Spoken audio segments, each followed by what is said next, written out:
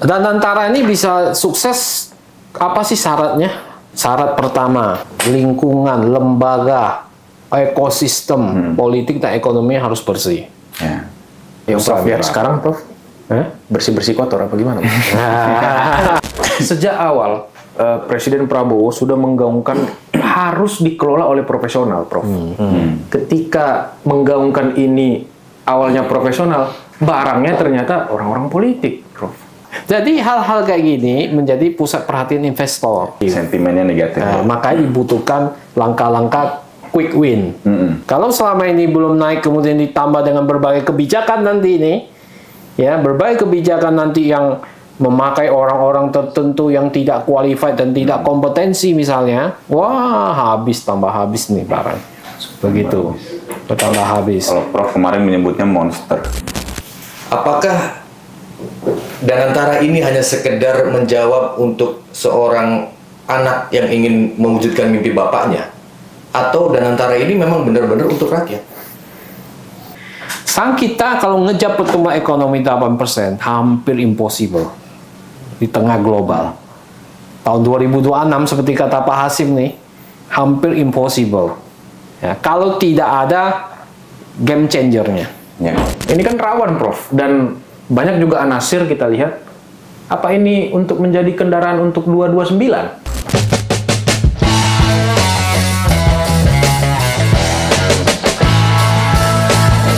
Guys-guysku, balik lagi di Torpedo. Kemarin kita terakhir sama Bang Haris Azhar. Bener kan ku bilang kan, daya ledaknya 3 kali lipat. Nah, kalian tengok tuh. Sekarang kita pindah tempat, ini kayaknya ada efek-efek efisiensi. Jadi kita nebeng di ruangan anggota DPR RI. Tapi yang pasti kita nggak nebeng private jet, kawan-kawan. Siapa yang mau kita torpedo hari ini, Bang Fatan? Ini kita langsung aja. Anggota Komisi 6 DPR RI, Prof. Darmadi Durianto. Kalau kita lihat statementnya ini, agak keras soal Danantara. Aku ngelihat nggak banyak anggota Komisi 6 yang mengomentari begitu kritis, konstruktif soal Danantara ini. Salah satunya Prof. Darmadi Durianto. Ibarat apa ya, oase ya? Boleh Kita tanya dibilang. salah satu soalnya. Bagus, bagus. Ada yang ku telepon, Bang. Aku diam dulu lah. Yang lain dulu lah. Ya langsung aja, Prof. Gimana sih, Prof, melihat Danantara ini di tengah-tengah banyak masyarakat melihat kalau Danantara ini berangkatnya itu kurang memberikan kepercayaan gitu. Ya, jadi memang Danantara ini kan baru ya, baru yang saya lihat ini sekarang yang pertama memang trustnya belum dapat, kepercayaan masyarakat belum dapat, harus kita akui memang, karena memang relatif baru. Yang kedua masih banyak yang belum baca undang-undangnya. Ya, akhirnya masyarakat atau pengamat banyak mengikuti dari media-media sosial, media massa, yang kadang-kadang banyak juga yang nggak benar atau kurang benar, ya.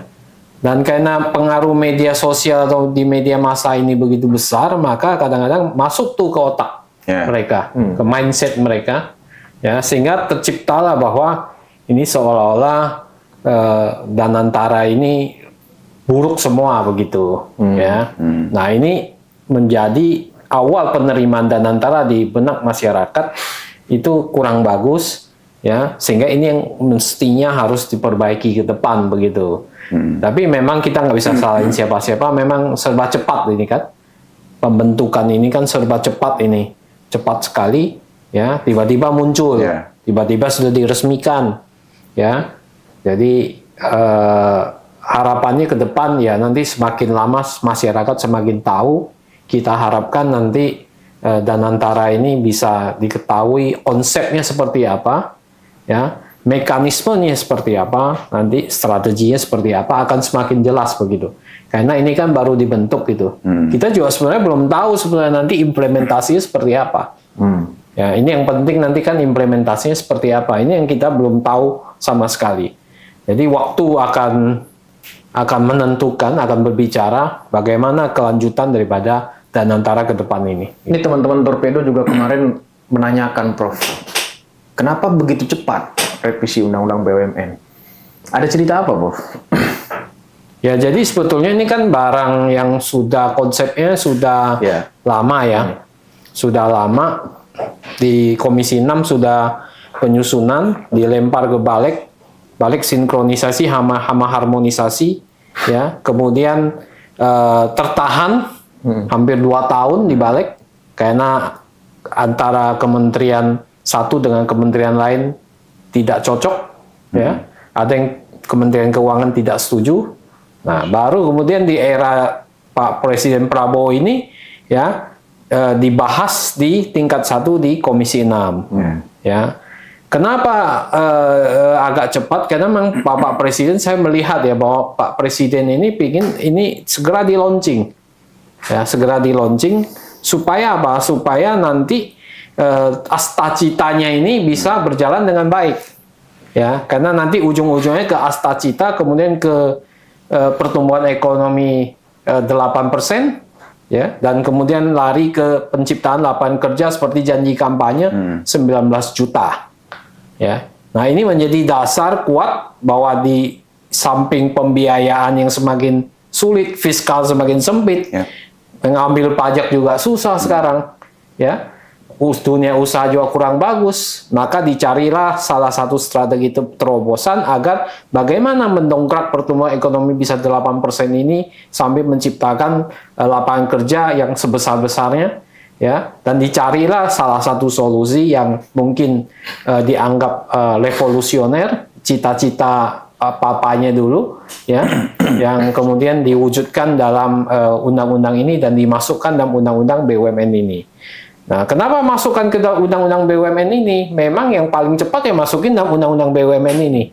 Ya, dulu ada pemikiran mau dimasukkan dalam undang-undang kekayaan negara yang dipisahkan, ternyata itu lama, bikin dari baru. Kalau ini kan perubahan, undang-undang perubahan, cuma diselip-selipkan aja.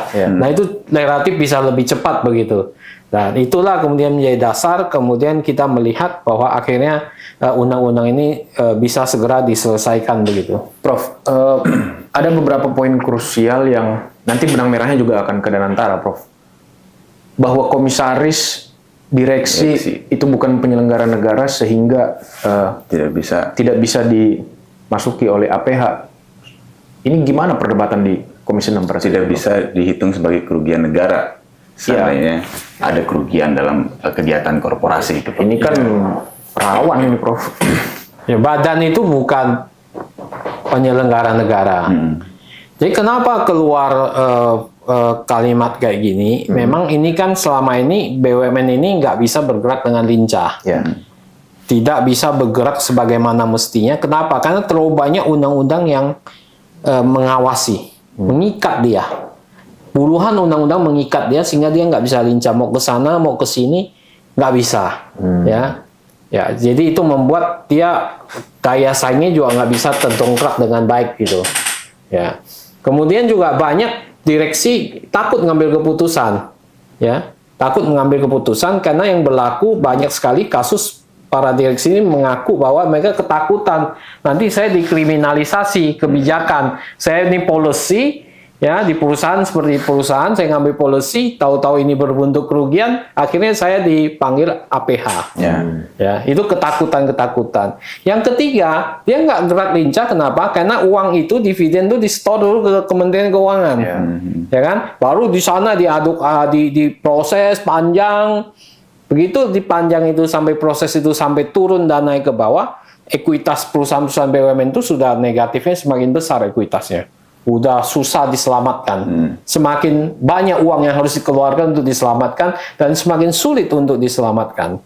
Ya, maka ditangkaplah bahwa bagaimana kemudian konsep business judgment rule itu diterapkan.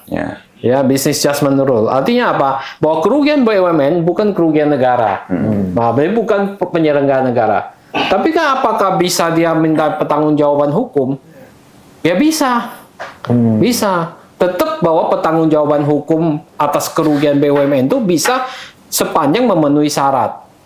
Sepanjang memenuhi syarat. Jika dia lalai, ada konflik kepentingan, dia mempunyai itikat buruk, ya, maka menguntungkan diri sendiri, itu bisa dikenai pertanggungjawaban hukum. Saat draft ini muncul di Komisi 6, itu nggak ada kata hukum sebetulnya. Ya, yang muncul ada pertanggungjawaban kerugian tok. Nah, dalam pembahasan itu bersama pemerintah, Komisi 6 itu menambahkan kata pertanggungjawaban hukum. Berarti ada pertanggungjawaban hukum, berarti KPK bisa masuk, kejaksaan bisa masuk begitu. Ya, dan diaudit, badan itu diaudit oleh BPK. Ini banyak yang salah. Ya, salah gitu. Ya salah karena kita anggapannya seperti itu. Di media sosial itu badan itu dianggap tidak bisa diaudit. Ya. Jadi badan itu bisa diaudit oleh BPK. Ya, badan itu bisa diaudit oleh BPK. Kalau BUMN-nya diaudit oleh auditor publik. Ya. Jadi bukan BPK. Itu memang dari dulu begitu kan. Tapi kalau tujuan tertentu bisa BPK masuk atas persetujuan DPR, Komisi 6 begitu. Nah, dengan ada pertanggungjawaban hukum ya badan bisa. Berarti apa yang masuk? Menteri, organ dan karyawan. Badan pertanggungjawaban hukum. Menteri juga kena. Organ badan apa? Dewan Pengawas dan Badan Pelaksana. Dua ini. Bagaimana badan penasehat, dewan penasehat? Dia bukan organ badan. Dia nggak bisa. Jadi kalau presiden nanti dia nggak bisa dimintain pertanggungjawaban hukum karena dia penasehat. Begitu. Karena dia bukan organ. Dalam undang-undangnya begitu. Nah, jadi itu yang kemudian kita harus luruskan ke masyarakat. Apakah nanti kan ada komite pengawas, ya, ada DPR yang ngawasi, ya, begitu banyak yang ngawasi sebetulnya, ya, begitu banyak yang ngawasi. Nah, tetapi kembali lagi, ya, bahwa kalau kita cerita apakah ini ada bahayanya, ya ada juga bahayanya, ya kan, ada juga bahayanya.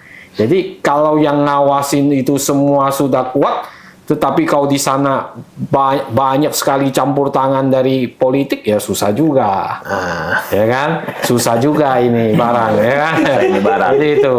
Jadi memang ada syarat-syarat yang menjamin bahwa Danantara ini bisa berhasil gitu. Ya. Soal pasal tadi, Prof, itu kan kalau kita lihat kayak memberikan imunitas lah kepada direksi ya, untuk melakukan kegiatan korporasi maupun investasi untuk mengambil keuntungan lah. Tapi dari perspektif rakyat itu melihat lah, ini aja Pertamina, BBM dioplos, di Telkom ada kasus korupsi yang berjalan di KPK, di Pertamina juga ada yang baru diusut kasus digitalisasi SPBU. Jadi udah tidak ada kepercayaan itu, Prof. Tiba-tiba negara memberikan imunitas melalui undang-undang tadi. Ini membuat masyarakat kayaknya semakin marah gitu loh, Prof. Jadi gini, Danantara ini bisa sukses, apa sih syaratnya? Ya, harus ada syaratnya. Kalau syarat itu nggak terpenuhi, nggak bisa sukses. Ya, nggak bisa sukses. Syarat pertama, lingkungan, lembaga, ekosistem politik dan ekonomi harus bersih. Ya. Kalau kita cerita Singapura, wah bersih, tidak koruptif, tidak parasit, tidak ekstraktif. Bagus, bisa sukses. Ya, penegakan hukumnya berjalan dengan baik, ya kan? Selama ini nggak dibersihkan, lingkungannya kotor, ekosistemnya kotor, susah ini, Pak.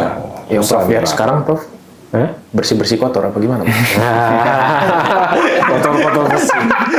Ya. Kalau dari peringkat kita masih kurang baik. Pemberantasan korupsi, ya. Dan penegakan hukum banyak yang cerita sistem hukum kita bermasalah, ya kan? Nah ini harus diberesin Pak Presiden Prabowo. Kejar koruptor sampai ke Antartika, ya kan? Kejar koruptor sampai ke Antartika. Oh kita kan percaya dong, harus dikejar dong. Kan? Pertamina kejar nggak nih, ya kan? Ya, nanti yang lain kejar nggak kan? Jadi itu. Nah, itu yang pertama. Ya kan? Jadi bagaimana dengan lembaga politik dan ekonominya? Harus jelas dulu ini barang. Ya kan? Yang kedua, pengawasannya berjalan dengan baik nggak? Badan pengawas berjalan dengan baik nggak, Pak Erick Thohir? Ya. Ya itu Prof, gimana Prof? Nah, ya itu kan. Jadi itu. Ada Tony Blair. Aku orang Batak. Gak bisa bilang Tony Blair, Pak. Blair ya? Blair. Tony Blair. Ya. Bukan Beler, Pak. Gila. Karena kan dulu dia konsultan IKN. Harapannya dulu Pak Jokowi dia bisa membuat investasi lah. Faktanya kita lihat kan nggak ada, Prof. Kemudian kalau aku baca beberapa literasi itu, aku bilang Tony aja, nggak usah. Ntar salah lagi, Pak. Aku orang Batak, Prof. Ya, siap. Kemudian dia dianggap salah satu yang membawa krisis keuangan di Inggris 2028, walaupun dia selesai 2007, tapi dia dianggap sebagai orang yang berkontribusi lah terhadap krisis ekonomi di Inggris pada saat itu. Kemudian ada juga Rosan sebagai CEO. Kalau kita baca beberapa literasi, dia punya Recapital Group, di mana Sandi sama Sandi, di mana ada 2 perusahaan di bawahnya itu kayak perusahaan sekuritas dan asuransi itu dia ditutup oleh OJK karena izinnya OJK. ada pelanggaran aturan, termasuk ada pelanggaran di pasar modal. Iya. Kemudian dia juga menjual salah satu perusahaan itu ke Salim Group Aquatic. Walaupun kita tidak bisa bilang Recapital itu bangkrut, tapi kan melihat kondisi itu ada terjadi restrukturisasi. Itu kan setengah-setengah lah, dibilang gagal dan berhasil ya Prof. Nah, ketika diberikan perusahaan yang gede, Danantara dengan aset 14.000, mengelola 300T, sementara Recapital aja compang-camping seperti itu, ini kan menunjukkan investor dan pasar mau nggak sih? Kayak Prof deh, mau nggak investasi di Danantara? Ya, saya jelaskan tadi, saya teruskan ya. Ya. Tadi pengawas, kalau berjalan dengan baik, ada nilai tambahnya.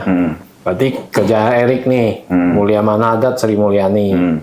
Tony Blair ini nggak di pengawas, penasehat. Jadi Penasehat. ya itu salah juga nyebut dia pengawas.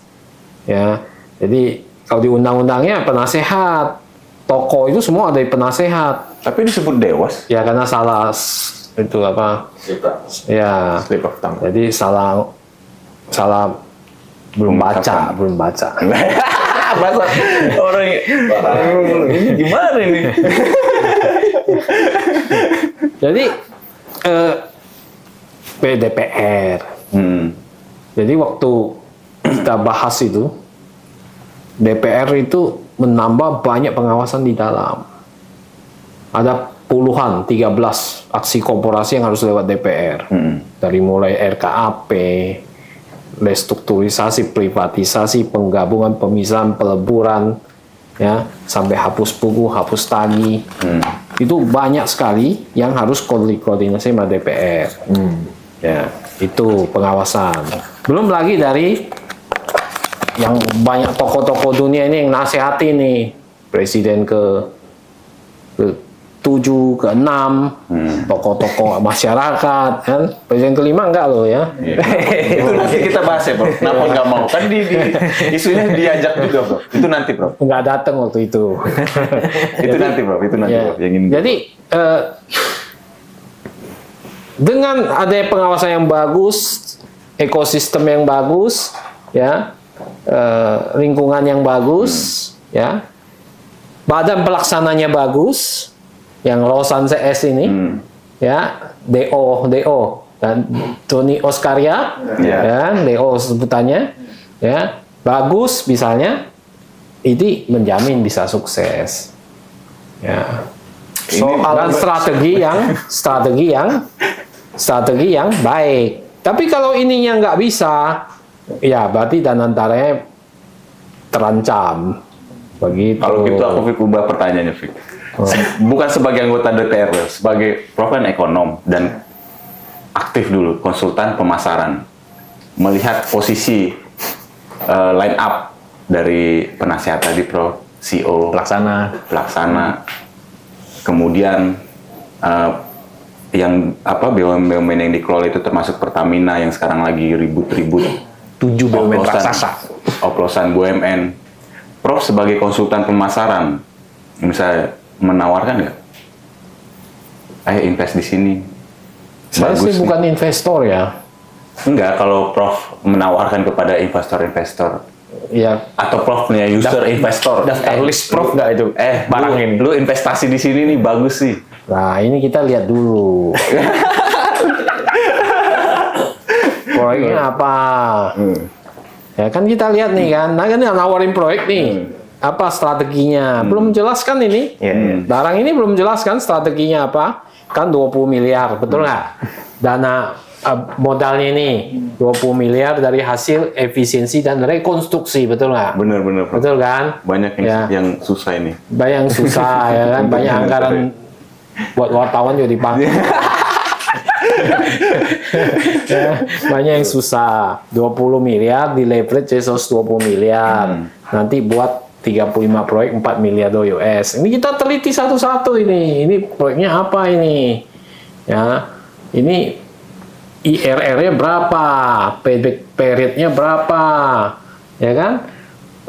Indikator keuangannya bagaimana, sustainability-nya bagaimana, itu nanti DPR ngawasin ini, kan? Sebagai investor juga pada ngawasin ini, bener nggak nih? Ya, apa duit ini semua buat makan siang gratis, ya kan? Nah, makan siang gratis multiplier efeknya bagaimana? Buat 3 juta rumah apa? Ini kan mau nyari duit nih sebetulnya nih barang ini. Karena narik investasi, investor kan sebagainya mau narik duit nih. Nah, nanti strategi bagaimana? Terus uang ini mau digunakan buat apa? Ya. Jadi ini harus dilihat dulu. Nah, makanya kita nggak bisa nilai sekarang. Kan? Toh yang kita tahu track recordnya kan kita belum lihat implementasinya, bro. Track recordnya dengan ngelola dana dan situasi dana yang berbeda dengan yang biasanya tentu nggak semudah itu juga kan. Nah, ini kita harus lihat dulu bagaimana ke depannya tim ini bekerja. Makanya nanti kita harapkan dalam 1 bulan ini mereka sudah bawain roadmap ke depan, peta jalan ke depan seperti apa. Nanti DPR kan neliti dengan serius ini, Bang. Serius ini. Siap, Prof. Siap. Ya. Harus serius, Prof. Menyambung benang merah soal line up tadi, Prof. Sejak awal, Presiden Prabowo sudah menggaungkan harus dikelola oleh profesional, Prof. Sementara kita lihat line up-nya, Rosan, Menteri Garing, Kepala Badan Koordinasi Penanaman Modal, CEO, COO, CIO. Dari 3 ini, Prof, paling CIO yang profesional. Kalau kita lihat Doni Oskaria disebut-sebut terafiliasi dengan Presiden RI ke-6 Pak SBY. Pandu Syahrir disebut-sebut terafiliasi dengan ex Menko Marves, sekarang Den Pak Luhut Binsar Panjaitan. Ketika menggaungkan ini awalnya profesional, barangnya ternyata orang-orang politik, Prof. Tadi Prof udah menyinggung soal ekosistem. Iya. Memang ini kan badan pelaksana kan bisa diisi oleh orang-orang profesional. Kalau menurut saya, ya, yang pertama saya mengatakan bahwa kalau semua yang rangkap jabatan, saya nggak tahu setuju dari dulu, Bang. Ya. Yang rangkap jabatan kayak nggak ada orang pinter lagi aja, ya kan? Saya kan pernah protes juga soal rangkap jabatan, yang banyak yang protes juga ke saya kan, bahwa rangkap jabatan melanggar undang-undang ini, diduga melanggar undang-undang ini dan sebagainya kan, ada tuh viral itu waktu itu, ya kan? Nah, saya pikir kalau orang rangkap jabatan, ya, walaupun dia masih inline kerjaannya, itu fokusnya juga akan hilang. Itu. Nah, kalau saya pribadi kok bisa memilih sebetulnya mereka harus fokus, ya, harus fokus gitu. Nah, jadi kalau udah rangkap lagi memimpin sebuah kementerian, waduh berat juga kan, betul kan, berat juga kan, ya. Capek patwalnya nanti itu, Prof. Ya capek. Not. Udah sana lagi.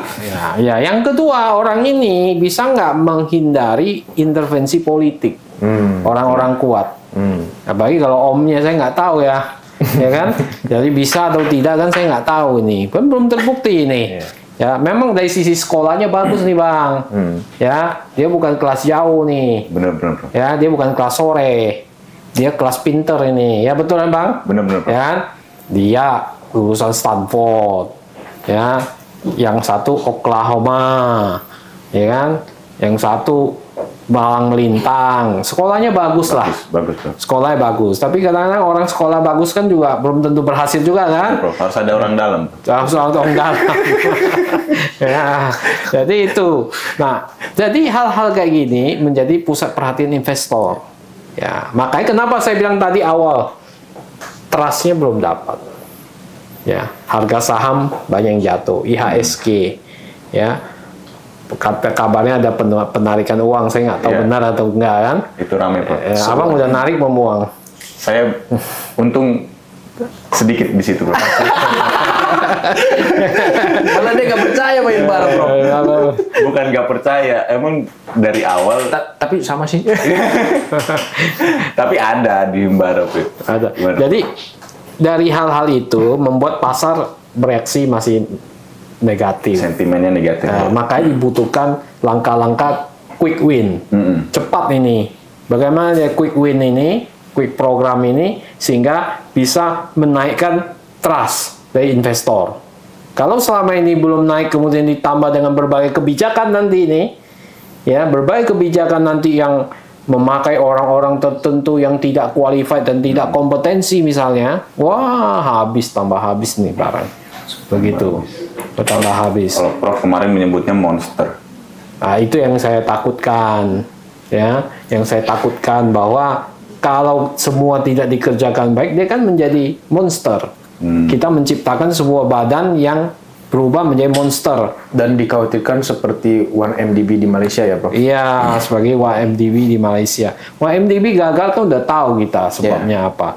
Nah ini kalau terulang nih, tapi saya pikir kita harus belajar, Bapak Presiden harus belajar tentang yang di Malaysia gitu, ya. Jadi supaya jangan main-main kan, ya. Memang ini barang bagus nih, gagasannya bagus nih. Ini kan yang sering saya sebut state capitalism. Ya, negara hadir di ekonomi komersial. Karena negara yang bisa mendrive kecepatan speednya ini tinggi. Dan itu kalau dikerjakan oleh swasta juga sedikit hanya yang mampu mengerjakan proyek 4 miliar US. Ya kan? Nggak banyak gitu kalau ada, dan itu belum tentu mau mereka. Nah, negara hadir di situ, maka itu meniru kayak China dan sebagainya, ada state capitalism di sana, sehingga itu dikontrol negara menggerakkan ini. Ya, nah itu adalah konsep yang bagus, gagasan yang bagus begitu. Tapi memang nanti ininya agak sedikit implementasinya yang mungkin agak sedikit berat begitu. Balik ke soal monster tadi, Prof. Kalau di Temasek itu kan ekosistemnya sudah bagus, hukumnya berjalan tanpa tebang pilih, dan diisi profesional. Betul. Tadi udah dijelasin rekam jejak Rosan. Ini kan prestasi di para investor. Ini pasti saling bunyi ini, Prof. Wih, ada barang bagus tuh di Indonesia, dan antara kawan itu pun nggak jelas. Ini kan rawan, Prof. Dan banyak juga anasir kita lihat. Apa ini untuk menjadi kendaraan untuk 229? Nah, itu yang kita harapkan tidak terjadi. Kita harapkan tidak terjadi. Kemarin baru senggol-senggol, Prof. Oh, ada AHY, ada Gibran. Wah, sekarang bersahabat, bisa jadi bersaing nih. Udah bicara juga penetapan untuk capres di 29. Oh, Mak, ini ada apa ini? Ngeri kali gue tengok ini. Gimana, Prof? Mewanti-wanti agar jangan sampai jadi bancakan lah. Ya, itulah kita ingatkan pemerintah ini dan antara ini kita ingatkan supaya jangan ini jadi bancakan, ya. Karena kalau ini terjadi tentu berbahaya sekali. Kita nggak mau lah kalau kemudian intervensi politik itu masuk. Ya, berbagai ambruknya BUMN juga karena intervensi politik kan. Pemilihan orang-orang yang tidak benar, yang buruk dan sebagainya. Ini yang kemudian kemarin sebetulnya DPR sudah magarin dengan banyak sekali pengawasan yang kita detailkan begitu, ya, dan kita tambahkan ya ke dalam undang-undang ini, ya, sehingga sebetulnya dengan adanya ini kita harapkan ini bergerak. Kalau DPR yang bisa ngawasin efektif, saya pikir ya bagus juga, ya kan. Jadi itu. Nah, tapi kalau tidak berjalan dengan baik ya memang ya susah juga gitu. Mohon maaf nih Prof. Sebetulnya kan gini, kalau kita mau cari profesional di Singapura banyak. Banyak. Pinter-pinter, jago-jago, memang bayar agak mahal sedikit gitu kan. Jadi, tapi bagus kan barang ini kan. Dan memang boleh di undang-undangnya profesional gitu. Ya. Tapi kan Bapak Presiden melihat mungkin ini ada calon ini lebih tepat, lebih masuk gitu. Ya. Nah, kita coba dulu kan. Kita nggak bisa bikin judgement buruk dulu kan sekarang kan. Paling kita hanya Wait and see. Bukan WNC, sekarang kita hanya dalam hati kita kurang percaya misalnya, trustnya kurang, ya. Tapi kita mungkin melihat mereka berubah, mereka nanti nggak akan melakukan seperti kesalahan yang bapak-bapak sebutkan masa lalu gitu, ya kan? Kita harapkan seperti kayak gitu. Coba ingat bahwa 70 juta bangsa Indonesia banyak yang sengsara, banyak menderita, kena efisiensi pula, kan? Jadi itu, jadi mereka mikir ke situ gitu, mikir ke situ sehingga kita harapkan mereka bekerja betul buat Danantara ini begitu. Tapi melihat DPR sekarang, mohon maaf Prof, dari kacamata kita yang sehari-hari di lapangan dan memang sering di sini, ini nggak lebih seperti dari salah satu media menyebut itu Kementerian DPR malah, yang artinya lebih bertindak sebagai juru bicara pemerintah, bukan justru mengawasi melaksanakan 3 fungsi ini secara kritis. Ya, ini kan nggak semua anggota DPR juga begitu ya. Pasti banyak yang bagus. Siap. Ya kan? Dan Bapak kan tahu dinamika. Bahwa di sini apa Kim Plus itu udah berapa partai? Udah 7. PD Perjuangan belum ya? Belum ya? Tapi mulai tapi udah terkena virus. Siap bekerja sama. Iya, kita kan mitra strategis. Iya. Tahu mitra strategis? Mitra, berarti selevel. Selevel. Strategik. Iya. Ya. Pokoknya gini lah, semua hal yang berhubungan dengan keadilan sosial, keadilan ekonomi, ya, itu pasti kita bela. PD Perjuangan tuh, ya kan? Anti penindasan. Ya, kalau ujungnya tidak ada keadilan sosial pasti kita lawan. Ya, keadilan sosial tidak ada, keadilan ekonomi tidak ada, ya kita lawan gitu kan. Jadi kita poinnya begitu aja, kita nggak lihat siapa, pokoknya ini kita kritik. Banyak dari DPR yang masih kritis, ya kan. Banyak juga yang diam, tapi banyak juga yang kritis kan. Tinggal masyarakat menilai begitu kan Bang. Ya. Jadi yang penting gini, saling ngawasi, media juga kita ajak ngawasi. Makanya kalau media juga membantu kita, ya, kasih tahu info-info. Belum tentu kami lebih tahu. Sekarang media jago-jago, ya, informasinya hebat-hebat, lebih jago dari kami, lebih tahu dari kami gitu. Nah, kita harapkan bersama-sama nanti, ya, menjaga Danantara ini. Pokoknya percaya deh, kalau udah berjalan dengan baik sesuai dan syarat-syarat sebutkan, ini dahsyat nih Danantara. Dahsyat nih Danantara. Ini netizen juga berhak untuk mengawasi juga, Bro. Iya. Benar dong. Tadi saya banyak mencatat obrolannya dan seru banget. Prof tadi bilang bahwa syaratnya untuk Danantara berhasil adalah ekosistem, terutama mungkin salah satunya adalah politik, selain banyak sektor juga ekonomi dan sebagainya.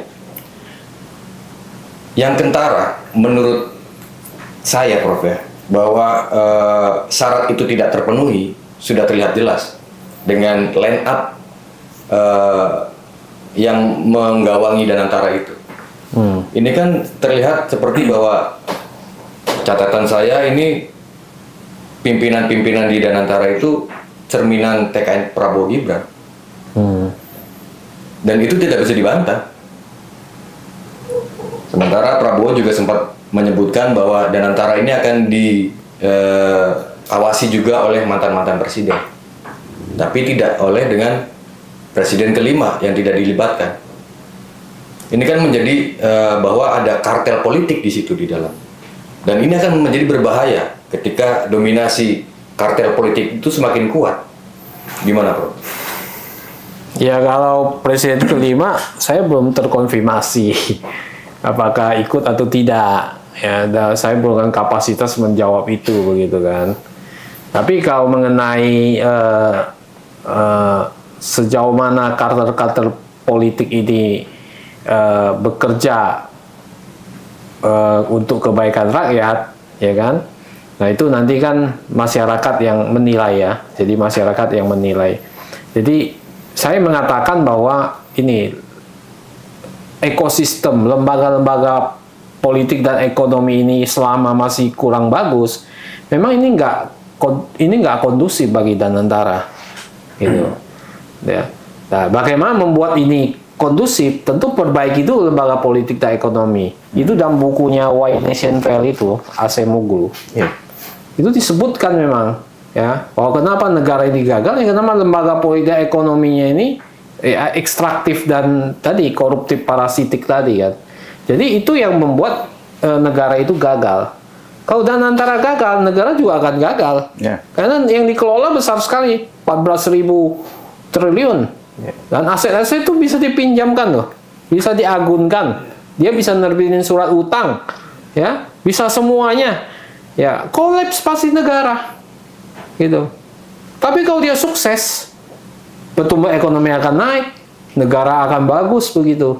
Nah, tinggal pilih. Ya sekarang memang apakah gambling juga ini sebetulnya, ya kan? Jadi artinya ada unsur ketidakpastian. Ketidakpastian itu yang diperlihatkan oleh investor di pasar. Seberapa besar peluang ketidakpastian itu, Prof? Nah ini tercermin di IHSG, di harga saham Bank Himbara, ya kan? Dan di kurs rupiah mungkin, kurs dolar yang hari ini sudah agak memburuk, begitu. Nah, ke depan bagaimana kita lihat lagi, kalau semakin memburuk, berarti ada nggak korelasi dari Danantara ini? Kalau semakin hancur lagi, kalau ada berarti trustnya belum dapat. Nah, bagaimana pemerintah mengembalikan trust ini? Itu bahwa Pak Presiden harus betul-betul komit bahwa dia memang memberantas korupsi ini, bukan omon-omon. Artinya kalau begitu Indonesia itu terang sebetulnya, tapi di atas kertas. Ya Indonesia kan terang kalau presidennya. Sekarang penguasa Danantara itu siapa?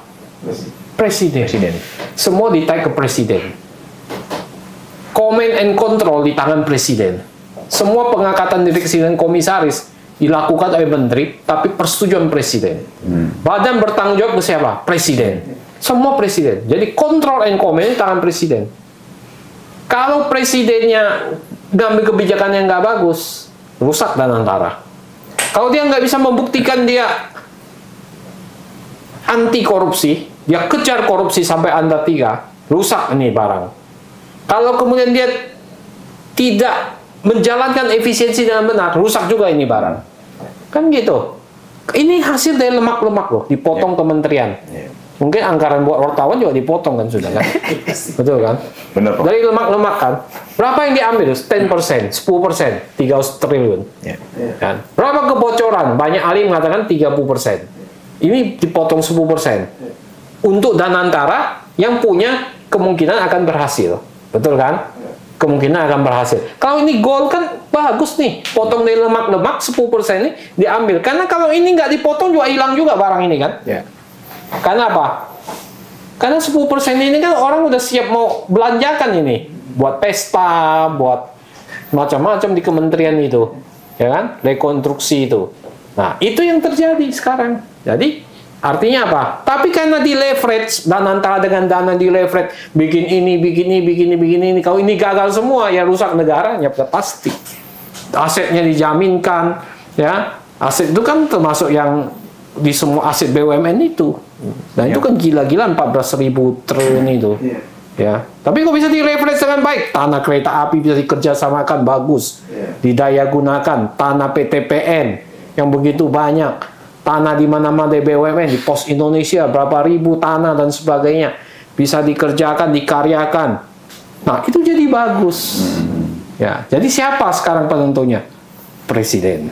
Nah, kalau penentunya presiden, tadi Prof sempat menyebutkan bahwa Danantara ini adalah langkah presiden untuk mewujudkan mimpi bapaknya. Tapi kemudian mimpi bapaknya ini, Pak Sumitro, waktu itu ditolak oleh JB Sumarlin kalau nggak salah, tahun 96. Kemudian malah diadopsi oleh Malaysia. Dan sekarang oleh Presiden Prabowo diluncurkan. Apakah Danantara ini hanya sekedar menjawab untuk seorang anak yang ingin mewujudkan mimpi bapaknya, atau Danantara ini memang benar-benar untuk rakyat? Jadi saya tidak berharap bahwa ini hanya sekedar emotional bonding. Saya tidak mengharap itu. Kalau sekedar emotional bonding berarti faktor rasionalnya nggak ada. Saya mau ada faktor rasionalnya, ada tujuannya mensejahterakan rakyat Indonesia. Sang kita kalau ngejar pertumbuhan ekonomi 8% hampir impossible di tengah global. Tahun 2026 seperti kata Pak Hasim nih, hampir impossible. Ya, kalau tidak ada game changernya, tidak ada yang dorong gitu. Nah, kita harapkan bahwa dengan adanya Danantara ini, ya, sebagai game changer, dia membuka peluang agar kita bisa mengejar 2026 8% seperti harapannya Pak Hasim tadi pidato kan, kemarin pidato, ya, bahwa 2026 dia mengharapkan pertumbuhan ekonomi sudah 8%. Wah, kalau saya bayangkan Pak, pertumbuhan ekonomi 8% di 2026 itu hebat sekali Pak. Oh, itu rakyat akan tambah makmur. Nah, itu saya setuju, keadilan ekonomi, keadilan sosial. Itu saya setuju, ya. Tapi kalau kemudian tahun depan tinggal 4%, ya habis lah, ya kan? Tercekek lah, tercekek semua habis 4% ya. Berarti konsumsi turun, investasi turun, karena orang nggak percaya, ekspor turun, impor mungkin bisa naik gitu. Ya hancur, government spending turun dan sebagainya. Ini kan tahapnya masih ada tahap kedua lagi, 300T lagi, itu efisiensi. Habis itu dividen tuh 300T, ya kan? Yang diambil dari dividen. Ya, tahun 2023 aja laba 325T loh, Pak. Laba. Ya. Tahun 2025 presentasi Pak Erik di DPR 90T. Berarti dia harapkan 2025 ini 300T dividen. Berarti artinya apa? Hampir seluruh dividen dimasukin Danantara.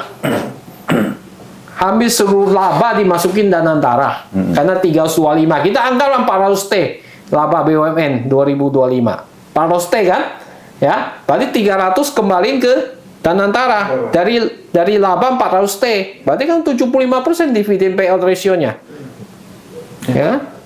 Jadi bukan 90T lagi, 100T balikin lagi ke BUMN katanya kan, 300T dari 300, 100 balikin, jadi 200 dipakai lagi, total 750 triliun, begitu. Wah, kalau diputer nih luar biasa, abang aja Pak, kalau dikasih ituin, nggak usah 750T Pak. Nggak kebayang itu. Nggak kebayang, 1M aja Bapak udah bisa puter kan. 0,00001 juga kebayang. Bayangin, ini kan kayak konsep Bang, gini sederhana aja, abang dikasih perusahaan dirikan, uang dikasih, aset dikasih. Abang nggak bisa cari uang kayak gitu. Keterlaluan kan? Ya, kalau nggak bisa ciptakan laba kan? Itu nggak? Uang dikasih, ya, duit dikasih, aset dikasih, semua dikasih. Orang kadang nggak ada modalnya bisa jalan dari Sumut, dari orang Batak. Merantau di sana, uang nggak ada, bisa cari uang. Ini semua udah dikasih. Itu MN loh, Prof. Modal nekat. Nah, ini sama. Kalau sama ini nggak berhasil, memang ada something wrong, Pak. Baik. Ada political will kuat nggak gitu ya? Secara logik, secara rasional mungkin akan seperti itu di atas kertas. Tapi saya ingin bertanya tentang intuisi Prof. Darmadi sebagai ekonom. Sejauh mana keberhasilan Danantara ini? Dilihat dari gejala-gejala yang ada sekarang. Jadi, kalau bisa dikatakan dengan angka mungkin berapa persen gitu, 50-50 atau mungkin 60-40 atau 70-80? Jadi saya tadi udah cerita bahwa keberhasilan ditentukan banyak faktor. Ya, banyak faktor. Faktor itu nilai satu-satu. Bagaimana lingkungan politik ekonomi bisa diperbaiki nggak? Berapa lama perbaikinya? Kan? Ya. Kalau lama, nilainya makin rendah, Pak. Kan? Kedua, orang-orangnya bekerja dengan hati nggak? Bekerja dengan baik nggak? Badan pelaksana. Ya. Itu juga mempengaruhi. Tadi banyak yang meragukan. Ya kan? Bukan yang terbaik. Gitu. Kenapa nggak pilih yang terbaik? Benar, Pak. Apa nggak ada uang? Faktor apa membuat dia dipilih? Kan? Faktor kompetensi kah, integritas kah, atau faktor relasi? Kan? Itu mempengaruhi. Itu juga mempengaruhi kan, ya kan? Nah, yang ketiga apa? Ya, politik intervensi. Bisa nggak ditahan tuh politik intervensi? Ntar belum apa-apa ngangkat direksi sudah orang dekat. Iya. Komisaris orang dekat. Ya berarti udah nggak bener dong. Ya. Coba kita lihat nanti Maret. Siapa di Rut BRI? Siapa di Rut Mandiri? Siapa di Rut BNI? Siapa di Rut BTN? Ya kan? Ini Himbara dulu deh. Iya. Kita lihat. Ya, keempat, kemauan presiden. Presiden udah pidato di mana, betul kan? Anti korupsi. Pokoknya rakyat, persatuan Indonesia. Di atas segala-galanya kepentingan rakyat. Ya. Kalau dia komit, oke, bagus. Tapi kalau kita nggak yakin sama ini semua, ya sudah, peluangnya kecil. Iya. Ya, peluangnya kecil gitu. Tapi kalau semua masyarakat yakin, ya peluangnya besar gitu. Ya. Jadi syarat-syarat ini, nah ini pilihannya memang kita lihat nilainya nggak begitu tinggi, Bang. Gitu. Kalau mau bilang 10 nggak mungkin nih. Tapi pokoknya nilainya nggak begitu tinggi aja gitu. Jadi berapa nilainya, Prof? Ya. Dari 4 itu kan, Prof, balikin ke masyarakat. Ini yang ditanya adalah Prof. Intuisinya. Ya itu tadi saya bilang nilainya nggak mungkin sampai 10. Nggak mungkin sampai 100 sih maksudnya. Ya. Satu lagi, Prof. Ya. Ya, Prof. Kita tahu ya dari tadi udah kita bicarakan dinamikanya, tapi kita ingin tahu nih the worst scenario menurut Prof.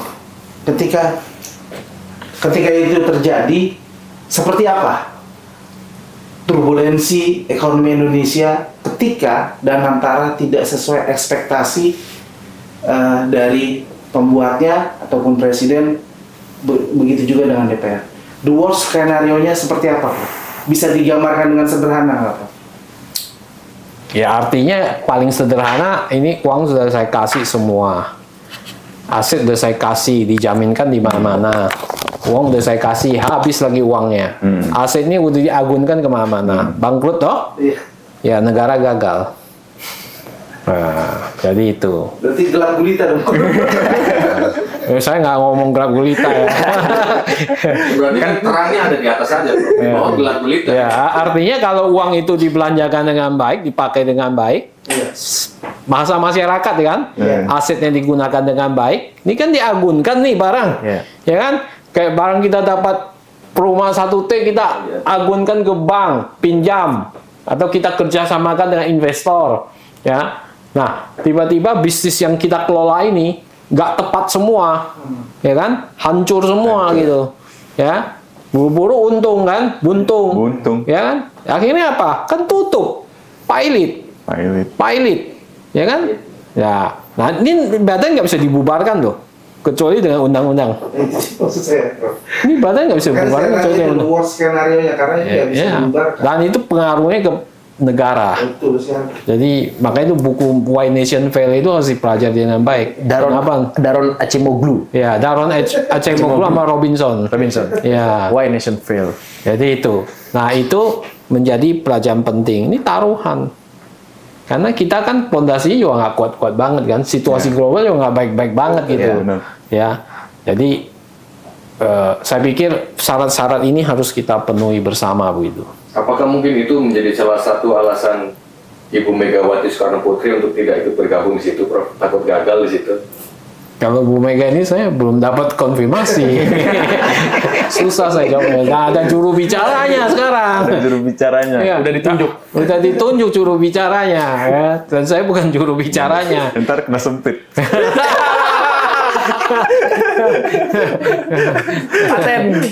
Prof, menurut Prof, secara proporsional, idealnya kita bisa melihat Danantara ini menunjukkan gejala positif atau negatif dalam waktu berapa lama? Saya pikir dalam 6 bulan ini paling lama kita sudah harus lihat langkah positif. Dalam 6 bulan ini kita udah tahu strategi, the whole strategi, roadmapnya seperti apa. Ya, sekarang kan dia benahin struktur nih. Ini juga penting nih. Ini banyak pekerja Danantara nih. Dari mana nih orang ini yang masuk ini? Nah ini juga nanti sebentar lagi kan lagi di training tuh. Kita belum tahu nih siapa orangnya nih. Ratusan orang misalnya masuk. Ya kan, siapa orangnya ini, dari mana, kompetensinya bagaimana, integritas bagaimana, kan ini salah ini, parah lagi. Iya, jangan sampai mantan pelaku judul situ semua. Nah, jadi parah lagi begini. Nah, nanti dia bikin strategi, kita lihat nanti. Jadi proyek-proyek yang quick win itu apa? Itu kan harus ada proyek-proyek yang quick win itu. Bikin AI lah apa. Ini kan juga kita lihat hubungan AI sama pertumbuhan ekonomi sama ini kan, betul kan? Ini kan semua berhubungan gitu. Jadi itu banyak yang harus kita lihat begitu. Pas. Cukup lah ya. Gas. Daging. Kalau aku mendengarkan pemaparan Prof. Darmadi ini ibarat kita negara menutup mata kemudian melemparkan koin saudara. Pokoknya kita di pinggir jurang antara jatuh dan jalan itu setipis sutra kalau aku melihat posisi negara itu. Karena kan kalau ke kanan dikit tumbang, kalau ke kanan dikit sukses. Dan itu pertaruhannya sangat besar. Antara jadi monster atau jadi malaikat. Guys-guysku, sampailah kita di ujung podcast hari ini. Sekali lagi aku tegaskan bahwa apa yang kita bincangkan tidak menyudutkan pihak manapun, tidak menghakimi pihak manapun, murni untuk menambah khazanah keilmuan kita di bidang ekonomi, sosial, politik, dan yang pasti ruang percakapan publik harus kita jaga. Seperti kata Prof. Darmadi, semua masyarakat harus memantau Danantara. Jadi kalau masyarakat melihat ada yang aneh-aneh nih di Danantara, langsung aja nih teriakin anggota dewannya. Ya, siap. Sampai jumpa lagi di Torpedo selanjutnya. Assalamualaikum warahmatullahi wabarakatuh. Waalaikumsalam.